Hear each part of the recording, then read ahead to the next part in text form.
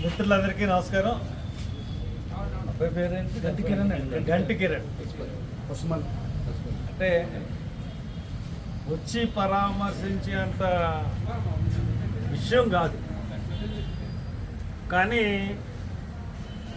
జరిగిన సంఘటన దృష్ట్యా అంటే ఏ విధంగా జరిగింది అన్న చూసినప్పుడు ఖచ్చితంగా రావాల్సి వచ్చింది ఈ సంఘటన తెలిసి. ఎందువల్లంటే ఇక్కడ ఒక అధికార దుర్వినియోగం అన్నది బాగా కనపడతాం. ఎందుకంటే రోడ్డు పాపం ఏసీ మెకానిక్ పార్ట్ ఏదో బాగు చేయించుకుందామని వెళ్ళాడు.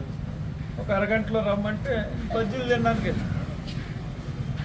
అంటే బజ్జీలు తినడానికి వెళ్తుంటే ఎవరో వీళ్ళని దాటుకుని వెళ్ళారంట.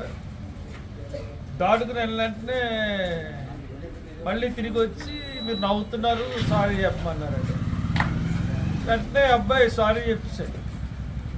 ఎందుకంటే సారీ చెప్పండి, సారీ చెప్పాను, సారీ చెప్పేసి సారీ చెప్పేసిన తర్వాత మళ్ళీ ఇంకోసారి సారీ చెప్పమన్నాడు. మళ్ళీ ఇంకోసారి సారీ చెప్పేసాడు. సో ఈ అబ్బాయికి సంబోధించడం అన్నానే సంబోధించాడు. ఎందుకంటే అబ్బాయి పర్సనాలిటీ కూడా చిన్న అబ్బాయి, కాకపోతే కొత్తలో భయంతో చెప్పేసాడు. అందులో దాంట్లో గొప్పని ఒకడు వచ్చేసి, మేము ఎవరు అనుకున్నారు, మేము సుభాష్ మనుషులు. అసలు అబ్బాయి సారీ చెప్తున్నాను, సుభాష్ మనుషులు అన్న టాపిక్ తీసుకురావాల్సిన అవసరం అన్నది లేదు. కొన్ని అబ్బాయి అబద్ధం చెప్తున్నాడంటే అబ్బాయి ఆ మాట అబద్ధం చెప్పాల్సిన అవసరం అబ్బాయికి లేదు. సుభాష్ మనుషులు అని చెప్పేసి దాంట్లో వచ్చి తప్పని వచ్చాను. ఆ కొడితే ఆళ్ళలోనే ఇంకోటి వచ్చి ఆడిని కొట్టాడు. ఎందుకు అబ్బాయిని కొట్టేవాడు. కానీ ఇంకో ఇద్దరు అబ్బాయిని ఇంకా గట్టిగా వాళ్ళు కొట్టుకుని రక్తం వచ్చింది, ఈ అబ్బాయిని కొట్టాడు.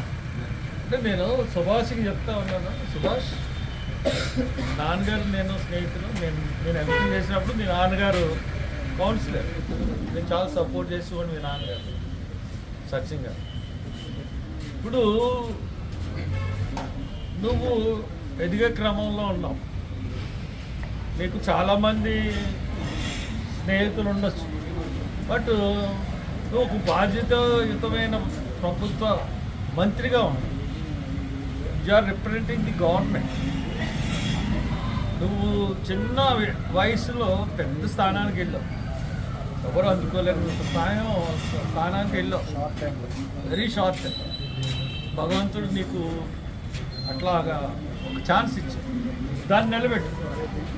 ఇటువంటి నీ పేరు మీద మళ్ళీ ఇటువంటి సంఘటన